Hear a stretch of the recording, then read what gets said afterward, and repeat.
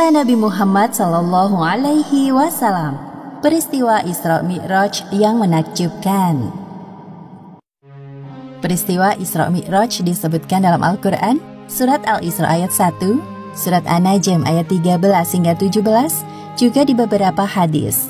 Arti kata Isra adalah perjalanan Nabi Muhammad Sallallahu Alaihi Wasallam dari Masjidil Haram ke Masjidil Aqsa.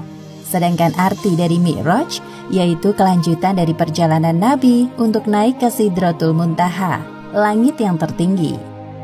Tatkala Nabi Muhammad SAW sedang berada di suatu tempat bernama Al-Hijr, beliau didatangi oleh malaikat Jibril. Jibril hendak mengajak Nabi ke sumur Zam-Zam yang terletak tidak jauh dari Ka'bah.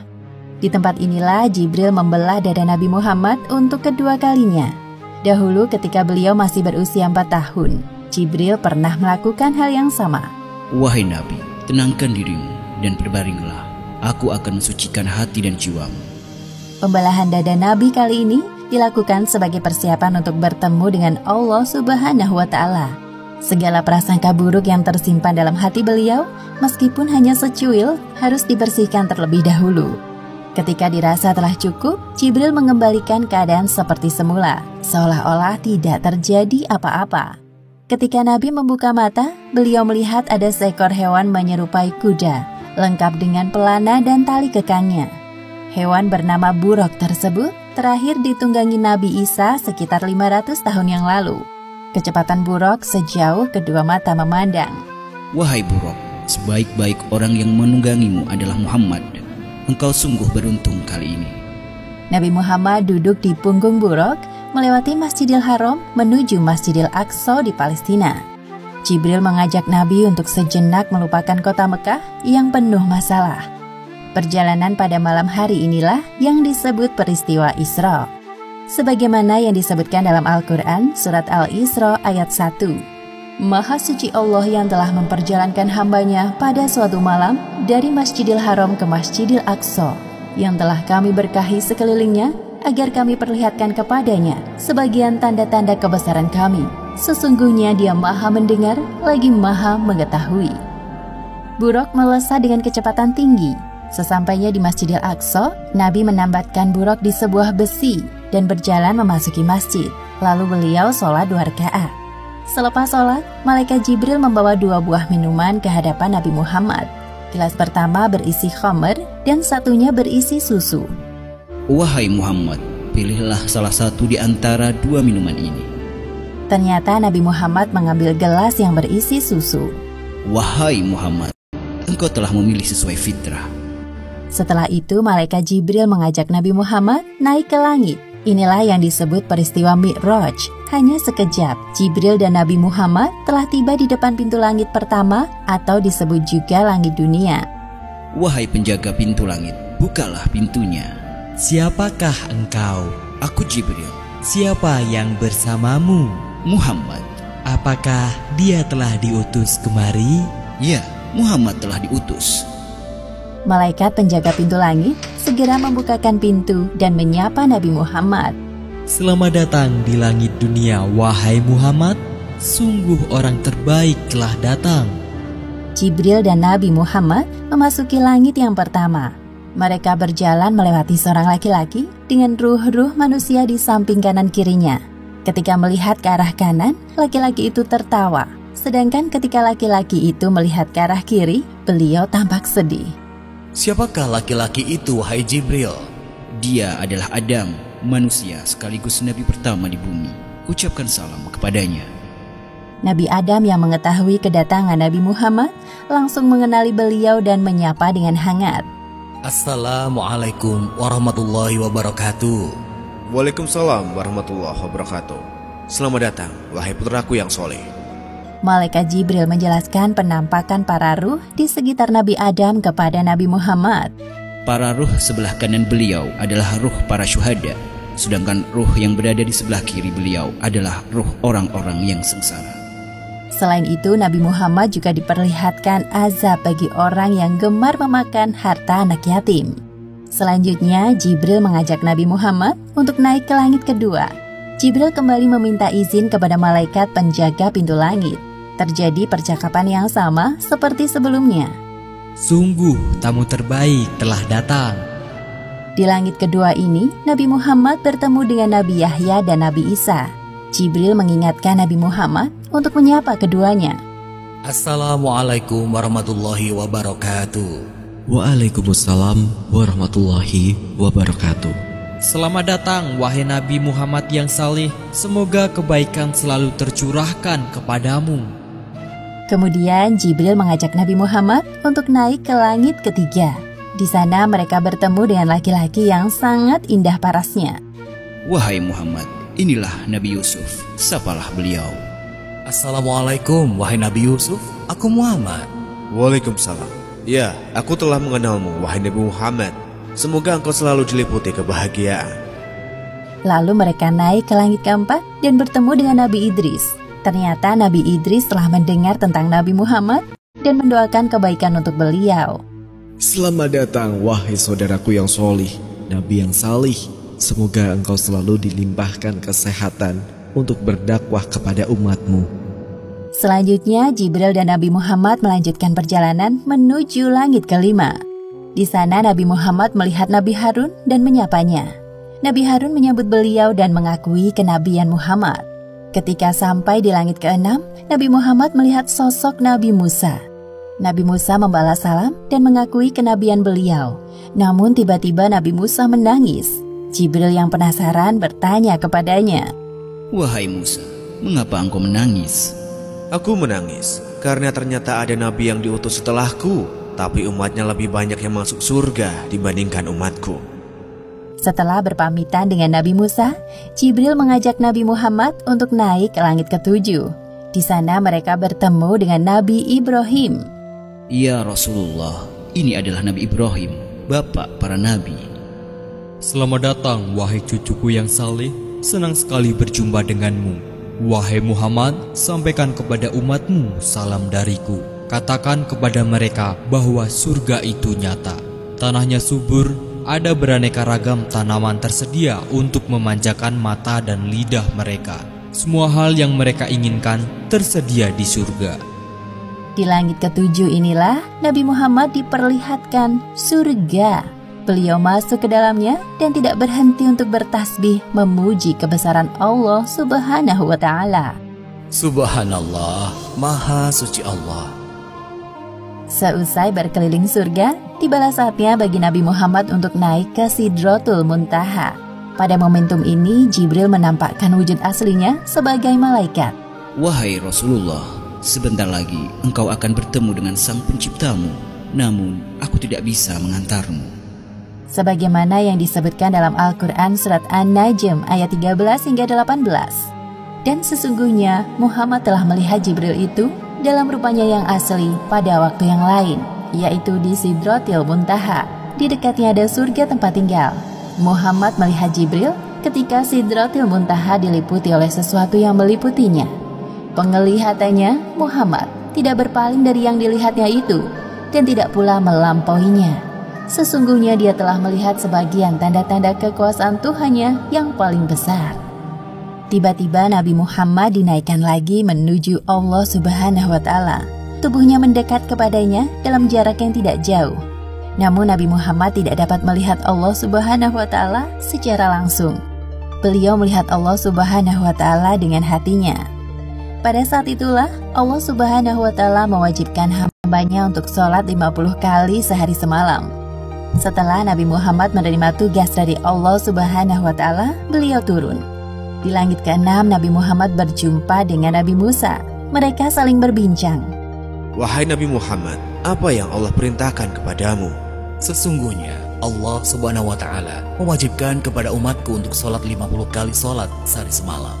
Kembalilah wahai Muhammad, mintalah keringanan kepada Allah.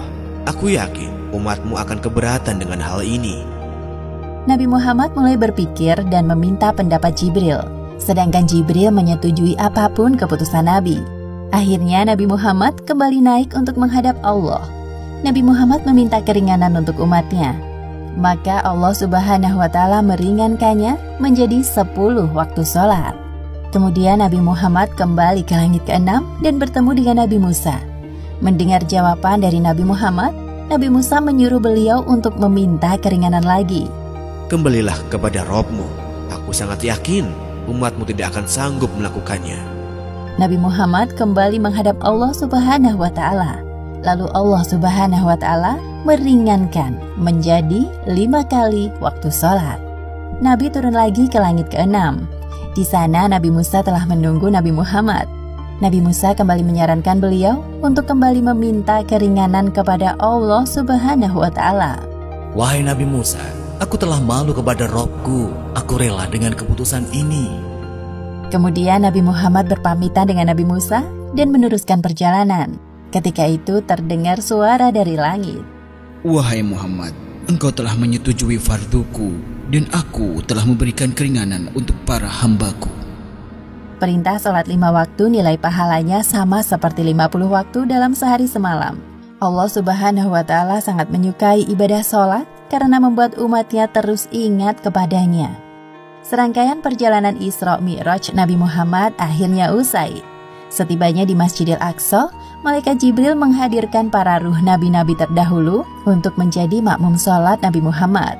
Setelah itu, Nabi Muhammad naik ke punggung buruk untuk kembali ke Mekah dan tiba di sana sebelum pagi hari. Demikianlah akhir kisah peristiwa Isra Mi'raj yang menakjubkan. Hikmah yang dapat kita ambil dari kisah ini diantaranya: pertama, peristiwa Isra Mi'raj merupakan sebuah penghormatan dan penghibur bagi Nabi Muhammad setelah ditimpa ujian yang bertubi-tubi, seperti ditinggalnya Abu Thalib, Khadijah, penyerangan penduduk Taif. Namun beliau berhasil melewati semua itu dengan sabar dan tawakal. Kedua, hendaknya kita bergegas melaksanakan sholat ketika telah masuk waktu. Perintah sholat 5 waktu diwajibkan bagi umat Islam ketika peristiwa Isra Mi'raj, di mana Nabi Muhammad SAW naik ke langit yang tertinggi untuk bertemu dengan Allah Subhanahu wa Ta'ala. Sementara itu, kaum kafir Quraisy tidak dapat mempercayai peristiwa tersebut. Namun mereka juga tidak memiliki alasan untuk membantahnya. Nabi Muhammad tiba di Mekah sebelum fajar muncul.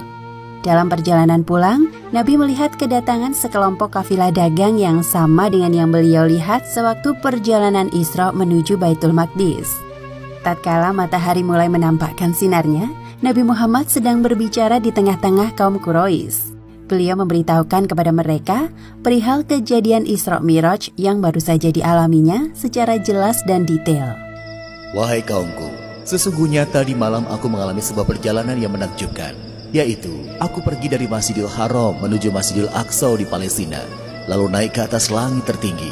Inilah sebagian dari tanda-tanda kekuasaan Allah Subhanahu wa Ta'ala ketika telah tampak kebesarannya di depan mata. Apalagi yang kalian tunggu untuk masuk Islam bersamaku? Ucapanmu terdengar tidak masuk akal, wahai Muhammad. Mana ada orang yang melakukan perjalanan ke tempat yang begitu jauh hanya dalam waktu 1 malam? Ya, aku juga tidak mempercayaimu. Dasar pendusta.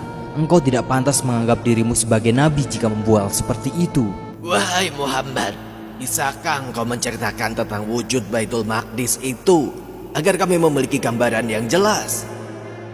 Allah Subhanahu wa Ta'ala menampakkan rupa Baitul Maqdis ke dalam ingatan Nabi Muhammad. Maka beliau dapat menyebutkannya secara detail seolah-olah para penduduk Mekah sedang berada di sana. Rasulullah menambahkan bukti untuk memperkuat pernyataannya. Beliau menyebutkan waktu kedatangan rombongan kafilah dagang yang beliau lihat saat menuju Baitul Maqdis. Bahkan Rasulullah juga memberitahukan tentang rombongan kafilah sebelumnya yang mendahului rombongan kafilah dagang tersebut. Sayangnya hanya sebagian kecil dari kaum Quraisy yang mempercayai perkataan Nabi Muhammad. Kebanyakan dari mereka memilih untuk menghindar dan membantah dalam hati. Setelah peristiwa itu, beberapa orang dari kaum kafir Quraisy mendatangi Abu Bakar. Mereka mencoba menghasut Abu Bakar terkait berita Isra Mi'raj. Percakapan antara kaum kafir Quraisy dan Abu Bakar sebagaimana yang disebutkan dalam hadis yang diriwayatkan oleh Imam Hakim dalam Al-Mustadrak nomor 4407 dari Aisyah radhiyallahu anha. Wahai Abu Bakar, lihatlah apa yang telah diucapkan oleh Muhammad. Memangnya apa yang beliau ucapkan? Dia menyangka bahwasannya dia telah pergi ke Baitul Maqdis dan kemudian dinaikkan ke langit. dan peristiwa tersebut hanya berlangsung 1 malam. Jika memang beliau yang mengucapkan, maka sungguh berita tersebut benar-benar yang beliau ucapkan, karena sesungguhnya beliau adalah orang yang jujur. Mengapa demikian? Aku membenarkan seandainya berita tersebut lebih dari yang kalian kabarkan. Aku membenarkan berita langit yang turun kepada beliau. Bagaimana mungkin aku tidak membenarkan beliau tentang perjalanan ke Baitul Maqdis ini? Mendengar jawaban dari Abu Bakar, orang-orang kafir tersebut merasa putus asa. Mereka akhirnya pergi meninggalkan Abu Bakar sendirian. Setelah kejadian ini, Abu Bakar terkenal dengan julukan Ash-Siddiq, yang artinya orang yang benar, karena Abu Bakar membenarkan peristiwa Isra Mi'raj yang dialami oleh Nabi Muhammad ketika orang-orang kafir mendustakannya. Kira-kira sebelum matahari berada tepat di atas kepala, Nabi Muhammad pergi ke sebuah gunung di Mekah. Di sanalah beliau kedatangan malaikat Jibril yang menjelma dalam sosok manusia. Malaikat Jibril memberikan isyarat kepada Nabi untuk melihat ke arah lembah. Dari lembah itulah tiba-tiba memancar mata air. Wahai Muhammad, aku akan mengajarimu bagaimana cara berwudu dan sholat, agar setelah ini engkau bisa mengajarkannya kepada para pengikutmu. Selesai berwudu, Nabi Muhammad diajak Jibril untuk melaksanakan sholat. Pada hari pertama, waktu sholat zuhur adalah posisi matahari tergelincir ke arah barat. Jibril mengajarkan tentang bacaan sholat, jumlah rakaat sholat, gerakan sholat, dan apa saja sholat yang wajib dilakukan sehari semalam. Sholat yang pertama kali diajarkan oleh Jibril kepada Nabi adalah sholat zuhur. Tiba waktu asyar, Jibril datang lagi dan memberitahukan kepada Nabi Muhammad bahwa saat ini adalah waktu sholat asyar, yaitu ketika bayangan suatu benda sama persis dengan panjang benda tersebut. Kemudian tibalah waktu maghrib, Jibril kembali mendatangi Rasulullah. Pada hari pertama ini, waktu sholat maghrib adalah ketika bulatan matahari telah tenggelam. Begitu juga ketika tiba waktu isya, Jibril datang lagi. Pada hari pertama, waktu sholat isya adalah ketika warna merah di langit benar-benar telah hilang. Keesokan harinya, Jibril mendatangi Rasulullah di waktu subuh. Pada hari kedua ini, waktu sholat subuh dilakukan ketika fajar baru terbit. Jibril kembali datang ketika tiba sholat zuhur. Pada hari kedua, mereka melaksanakan sholat zuhur di akhir waktu, ketika panjang bayangan benda sama dengan bayangan benda itu sendiri. Saat tiba waktu asyar, Jibril mendatangi Nabi Muhammad.